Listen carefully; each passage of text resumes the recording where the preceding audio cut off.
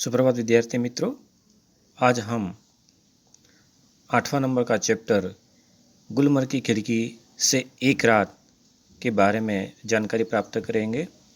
विद्यार्थी मित्रों, यह एक यात्रा वर्णन है और इसके जो लेखक है उनका नाम है मोहन राकेश। सबसे पहले हम लेखक के बारे में जानकारी प्राप्त करते हैं। मोहन राकेश का जन्म जालंधर पंजाब में हुआ था। इनके पिता व्यवसाय से वकील थे, परंतु उनकी साहित्य में बहुत रुचि थी। यानी जो मोहन राकेश जी है उनका जन्म पंजाब में हुआ था। उनके जो पिताजी थे वह वकील थे। भले ही उनके पिताजी वकील थे, लेकिन वहाँ यानी मोहन राकेश जी साहित्य में बड़ी रुचि रखते थे। अतः राकेश को बचपन से ही घर में पर्याप्त साहित्यिक वातावरण प्राप्त हुआ था। यानी साहित्य में उन्हें रुचि होने की वजह से जो लेखक है उन्हें बचपन से ही यह साहित्यिक वातावरण प्राप्त हुआ था। इन्होंने हिंदी तथा संस्कृत में एमए तक शिक्षा प्राप्त की और तत्पश्चात DAV कॉलेज जालंधर में हिंदी विभाग के अध्यक्ष के रूप में अध्यापन कार्य किया। यानी मोहन राकेश जी ने जो हिंदी और संस्कृत में एमए तक की जो शिक्षा वह प्राप्त की, उसके बाद में वहाँ जालंधर के अंदर एक कॉलेज में हिंदी विभाग के अध्यक्ष के रूप में अपना कार्यभार संभालते हैं। कुछ समय तक इन्होंने सारिका कहानी पत्रिका का सफल संपादन किया और बाद में स्वतंत्र लेखन भी करते रहे। कहानी लेखन के साथ साथ इन्होंने उपन्यास और नाटक भी लिखे थे। यानी मोहन राकेश जी ने कहानी तो लिखी थी, लेकिन साथ ही साथ उन्होंने उपन्यास और नाटक भी लिखे थे। इनकी प्रमुख रचनाओं में इंसान के खंडहर, नए बादल, एक और आदमी आदि कहानी संग्रह तथा अंधेरे बंद कमरे न आने वाला कल प्रसिद्ध उपन्यास है। तो उन्होंने कहानियाँ और साथ ही साथ उपन्यास भी हिंदी साहित्य को दिए हैं। आषाढ़ का एक दिन, आधे अधूरे तथा लाहौर के राजहंस इनके प्रसिद्ध नाटक रहे हैं। मोहन राकेश मूलतः एक सफल कहानीकार तथा नाटककार रहे हैं। विद्यार्थी मित्रों, आप अपनी किताब भी अपने पास रखना और उस किताब में देखकर इस यात्रा वर्णन को हम समझने की कोशिश करेंगे। सबसे पहले देखेंगे कि गुलमर्ग की खिड़की से एक रात।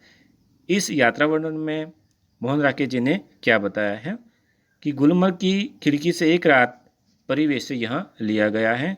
यह यात्रा वृत्तांत में लेखक ने गुलमर्ग के प्राकृतिक सौंदर्य का स्वानुभूत विवरण प्रस्तुत किया है। यह एक यात्रा वृत्तांत है और इस वृत्तांत के अंदर लेखक ने जो गुलमर्ग है उसके प्राकृतिक सौंदर्य है उसका अनुभव हमारे सामने प्रस्तुत किया है। गुलमर्ग का सारा वातावरण इनको अपने में समाया सा लगता है। गुलमर्ग की एक रात का अकल्पनीय सौंदर्य इनसे बुलाया नहीं जाता है। जो लेखक है उन लेखक को यानी मोहन राकेश जी को गुलमर्ग का एक रात का जो अनुभव है उस अनुभव को वह भूल नहीं पा रहे हैं। इसकी यहाँ पर जो जानकारी है, उन्हें जो अनुभव हुए हैं यहाँ पर उन्होंने प्रस्तुत किए हैं।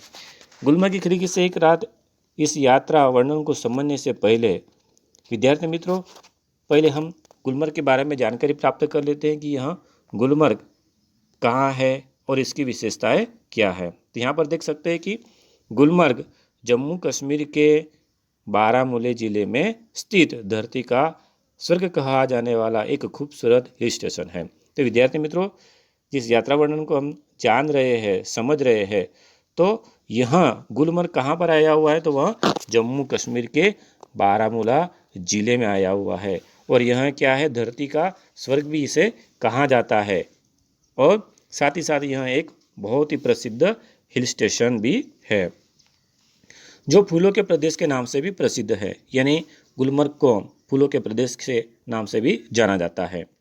लगभग 2730 मीटर की ऊंचाई पर स्थित गुलमर्ग की खोज 1927 में अंग्रेजों ने की थी। तो ये कितनी ऊंचाई पे है मित्रों? 2730 मीटर की ऊंचाई पर यह स्थित है और इसकी खोज की थी अंग्रेजों ने सन 1927 में। कहा जाता है कि पहले गुलमर्ग का असली नाम गोरीमर्ग था, जो यहाँ के चरवाहों ने इसे दिया था। यानी आज हम जिसे गुलमर्ग के नाम से जानते हैं उसका नाम पहले क्या था? तो यहाँ पर हम देख सकते हैं कि गोरीमर्ग था। जो चरवाहे वहाँ पर रहते थे उन्होंने इसका नाम रखा था। फिर 16वीं शताब्दी में सुल्तान यूसुफ शाह ने इसका नाम रखा क्या? गुलमर्ग। यानी 16वीं शताब्दी में इसका नाम गोरीमर्ग से आ गया गुलमर्ग। तो विद्यार्थी मित्रों, चलिए हम इस यात्रा वर्णन को समझने की कोशिश करते हैं। किताब अपने पास में रखिएगा। कुछ जगह होती है जिन्हें आंख एक बार देखती है तो चौंक उठती है। यानी इस विश्व के अंदर हम देख सकते हैं कि बहुत सारी ऐसी जगह होती है कि जिसे देखने के बाद में हम चौंक जाते हैं, हमारी आंखें भी चौंक जाती है, फिर धीरे धीरे परिचित होकर उदासीन हो जाती है। गुलमर्ग ऐसी जगह नहीं है। यानी बहुत सारी ऐसी जगह होती है जिसे देखकर पहली बार हम देखते हैं तो चौंक जाते हैं, लेकिन जैसे जैसे उसे समझने लगते हैं तो हमें जो उसकी उदासीनता है वो उदासीनता छा जाती है। उसके प्रति हमें जो इच्छा भाव है, जो जानने की इच्छा है, वह सब भूल जाते हैं और हम उदासीन हो जाते हैं। लेकिन विद्यार्थी मित्रों, गुलमर्ग ऐसी चीज़ नहीं है। आप उसे पहली बार देखोगे तब भी चौंक जाओगे और जब तक देखते रहोगे आपकी आंखें फटी की फटी रह जाएगी। ऐसा यहाँ स्थान है, ऐसा यहाँ हिल स्टेशन है गुलमर्ग। आगे देखते हैं। मैं जब पहली बार गुलमर्ग गया तो मुझे वहाँ कुछ भी असाधारण नहीं लगा। एक खुला सपाट मैदान, देवदारों के घने झुरमुट और बस तब मैं घंटे भर में सारा गुलमर्ग देख आया था।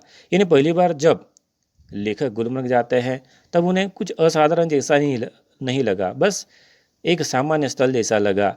यानी उन्हें लगा क्या कि एक खुला सपाट मैदान है और देवदार के कुछ घने रुख से, बस इतना ही उन्हें लगा। वह 1 घंटे में ही उस गुलमर्ग को उस समय देख आए थे। मगर आगे कहते हैं, मगर बाद में महीनों वहाँ रहने पर एहसास हुआ कि पहली बार तो क्या, बाद में भी कभी उस स्थान को पूरा नहीं देख पाया और उसे पूरा कभी ही नहीं देखा जा सकता है। यानी दूसरी बार जब लेखक गुलमर्ग जाते हैं तब उन्हें एहसास हुआ कि गुलमर्ग ऐसा स्थान है कि इसे कभी भी पूरा देखा नहीं जा सकता। भले ही आप कितने भी दिन वहाँ पर आप रुकोगे, लेकिन पूरा आप उसे देख नहीं पाओगे।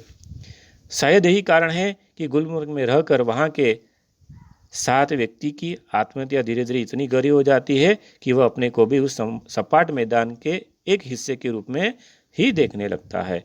यानी अगर आप गुलमर्ग में ज़्यादा देर तक रुकोगे, उसे समझने की कोशिश करोगे तो उसके साथ आपके संबंध जुड़ जाएंगे। कैसे? आत्मीयता के संबंध जुड़ जाएंगे और वह अपनी और आपको खींचेगा और आप भी खुद उस सपाट मैदान के एक हिस्से हो ऐसा महसूस करोगे।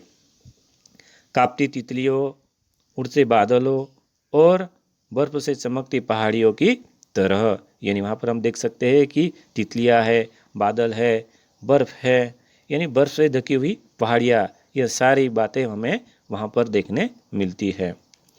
दूसरी ओर वहाँ पूरा विस्तार जिसमें वह स्वयं भी रहता है, उसे अपने में समाया सा लगता है। सूर्योदय और सूर्यास्त दोनों संध्याएं, घना कोहरा, पीली धूप और सब कुछ। इसलिए जब व्यक्ति गुलमर्ग से चलता है तो एहसास होता है अपने ही से ही बिछुड़ने का।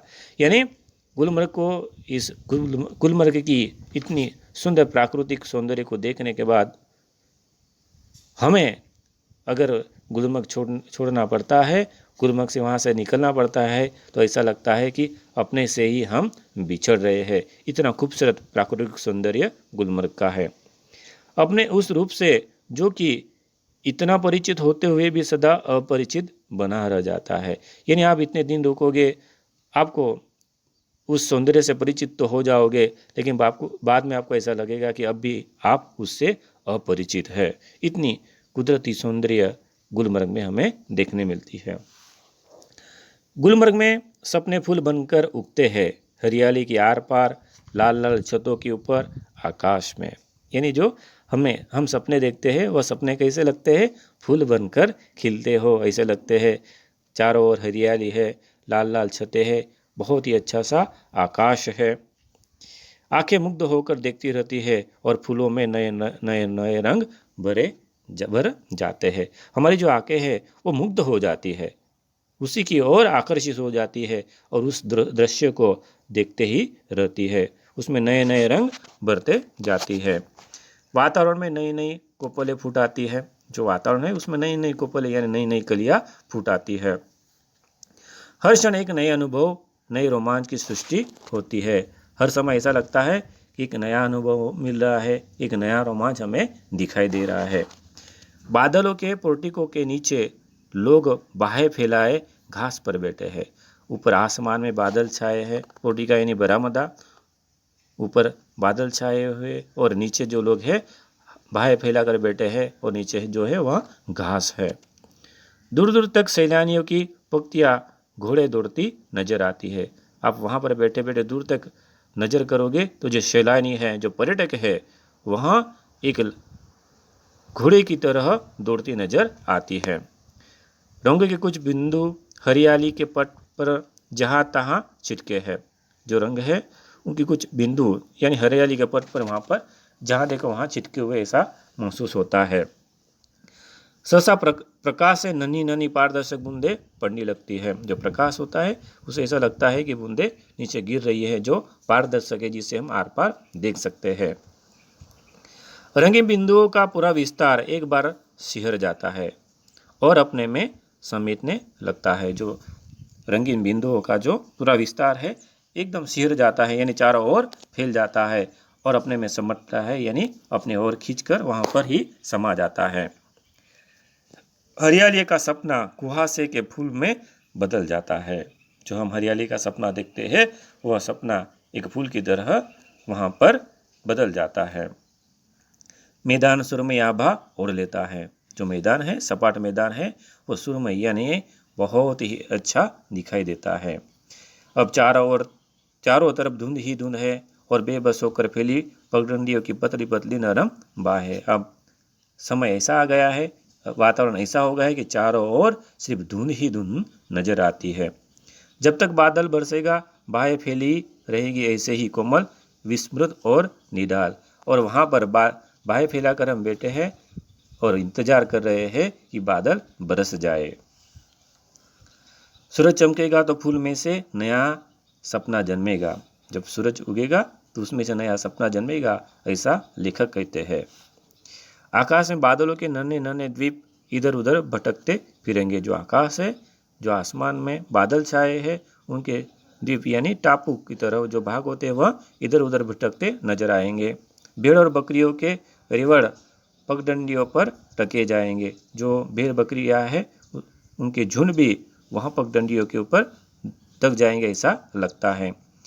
दिन तब रात की प्रतीक्षा करता सा प्रतीत होता है। जो दिन है वो यानी कि जो रात का समय है वो बहुत ही हरा भरा सुनहरा होता है, बहुत ही अच्छी अनुभूति होता है। इसीलिए लेखक कहते हैं कि दिन भी रात की प्रतीक्षा कर रहा है, क्योंकि गुलमर्ग की जो खूबसूरती है वो रात में बहुत ही अच्छी प्रतीत होती है।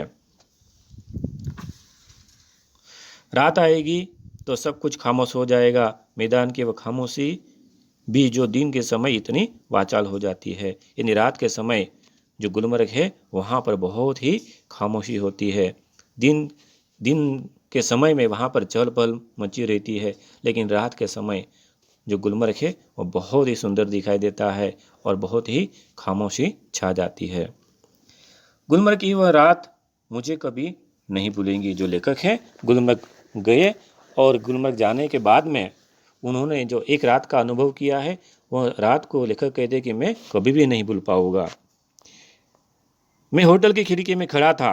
बहुत दूर सामने से एक बरसती घटा मेरी तरफ बढ़ती आ रही थी। यानी जो लेखक है वहाँ खिड़की के पास होटल है, होटल की जो खिड़की है उसके पास में बैठे हैं और दूर दूर तक वह सामने नज़र करते हैं तो उन्हें दिखाई देता है कि जो घटाएं हैं, जो बादल है वो उनकी तरफ दौड़े आ रहे हैं। यानी लेखक उस रात का अनुभव हमारे सामने प्रस्तुत कर रहे हैं। मैं प्रतीक्षा कर रहा था कि कब वह मुझ तक पहुँचे और मुझे अपने में लपट ले। यानी लेखक जो होटल की खिड़की के पास में बैठ रहे हैं और उन्हें दिखाई पड़ रहा है कि बादल उनकी तरफ आ रहे हैं और वह प्रतीक्षा कर रहे थे कि वह बादल झट से उनकी तरफ आ जाए और उन्हें अपने में लपेट ले। बरसती घटा में गिर जाने से बड़ा सुख मैंने बहुत कम जाना है। जो घटाएं है, जो बादल बरसते हैं, उसमें जो सुख होता है वह सुख मैंने बहुत कम पाया है। यानी लेखक अभी तक उस घटा में कभी भी भीगे नहीं थे। घटा ऊपर से गिर आए और व्यक्ति को छोटा करके उस पर छा जाए, यह इससे अलग स्थिति है। इस बार आती हुई घटा का हर संकेत मेरे सामने था और मैं उसके बराबर का होकर अपनी खिड़की में खड़ा उसे बुला रहा था कि आ आ आ। यानी लेखक जो खिड़की में बैठे हुए हैं, होटल की खिड़की के पास में बैठे हुए हैं, घटा उनकी तरफ आ रही है और उन्हें ऐसा महसूस हो रहा है कि वह घटा उनके तरफ आज आकर ही रहेगी, उनकी तरफ दौड़ी ही आएगी। इसलिए लेखक वहीं पर बैठकर उन घटाओं को, उन बादलों को बुला रहे हैं कि आ आ आ मेरी ओर आ। मैं आगे कहते हैं कि मैं तुझसे कमज़ोर नहीं हूँ। अब लेखक घटाओं से बात करते हुए कहते कि मैं तुझसे कमज़ोर नहीं हूँ। हवा तेज थी मगर घटा तेजी से नहीं बढ़ रही थी। यानी उस समय हवा बहुत ही तेज थी लेकिन जो घटाएं है वो उनकी तरफ तेजी से नहीं बढ़ रही थी। आगे कहते हैं हालांकि तूफान बहुत उठा हुआ था। उस समय तूफान बहुत था। बार बार जोर की गरज होती थी जिससे धरती और आकाश की सिराएं कांप जाती थी। यानी घटाएं उनके तरफ दौड़ी आ रही थी और तूफान बहुत ही उठा था। लेकिन जो आकाश है, आकाश के अंदर जो बिजली की गरज है वो आकाश कांप उठता था, ऐसा महसूस होता था। बार बार सामने के चित्रपट पर बिजली कांपती थी और प्रकाश का वह भयानक विस्फोट हर चीज को नंगा कर जाता था। यानी आसमान के अंदर जो बिजली चमकती थी, उस बिजली के चमक से, बिजली की विस्फोट से हर चीज उन्हें बहुत ही आसानी से दिखाई पड़ती थी। मैं खुश था कि थोड़ी देर में ये बूंदें मेरे ऊपर बरसेंगी, बिजलियों का यह कहर मेरे ऊपर टूटेगा। लेखक प्रतीक्षा कर रहे हैं और वह खुश भी थे क्योंकि उन्हें आज ऐसा महसूस हो रहा था कि वह बादल उनके ऊपर बरसेंगे, तो थोड़ी देर में ही वह बिजलियाँ करेंगी और मेरे ऊपर टूटेगी, ऐसा वह महसूस करते थे। मैं बाहें फैलाकर सामने से उसे अपने ऊपर लेने के लिए तैयार था और लेखक ने अपनी बाहें फैला दी थी और प्रतीक्षा कर रहे थे कि वह घटा उनके ऊपर बरस जाए। मगर अचानक हवा रुक गई। लेकिन अचानक जो वातावरण है उसमें बदलाव आता है और हवा रुक जाती है। बढ़ता हुआ तूफान जहाँ का तहाँ छिटक गया और दूसरे ही परकटे पक्षी की तरह दम तोड़ने लगा। अब जो तूफान है वह एकदम ठिठक गए, यानी कि शांत हो गया। जिस तरह से उड़ते हुए जो पंछी के पंख काट देते हैं वह गिर जाता है, वैसा ही तूफान ने अपना दम तोड़ दिया। बिजली की सांस रुकने लगी और मेरी भी, क्योंकि हवा के रुक जाने से मुझे भी बहुत ऊंचे आसमान के नीचे आना पड़ा था। अब हवाएं रुक गई थी, बिजली भी अब चमकना भी और बिजली के विस्फोट भी बंद हो चुके थे। इसलिए लेखक कहते थे कि मुझे भी अब आसमान के नीचे आना पड़ा था। यानी होटल की जो खिड़की है उससे वह बाहर निकलकर आसमान के नीचे आ गए थे।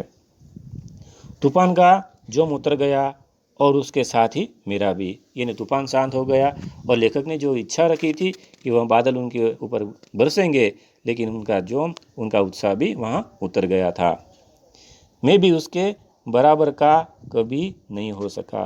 अब लेखक यहाँ पर अपना दुख व्यक्त करते हैं और कहते हैं कि मैं भी उसके बराबर का नहीं हो पाया। वे ऐसे क्षण थे जो जीवन में दो एक बार ही आते हैं। लेखक कहते हैं कि यह क्षण ऐसे होते हैं कि जीवन में दो एक बार ही आते हैं। गुलमर्ग में रहते हुए ऐसे क्षण हर किसी के जीवन में किसी न किसी रूप में अवश्य आते होंगे। लेखक यहाँ पर कहते हैं कि अगर गुलमर्ग में रहोगे तो ऐसे बादल की घटाएं अपने ऊपर से गुजरना, अपने ऊपर बरसना, ऐसे क्षण तो किसी के जीवन में आते ही होंगे अगर आप गुलमर्ग में रहते हो तो।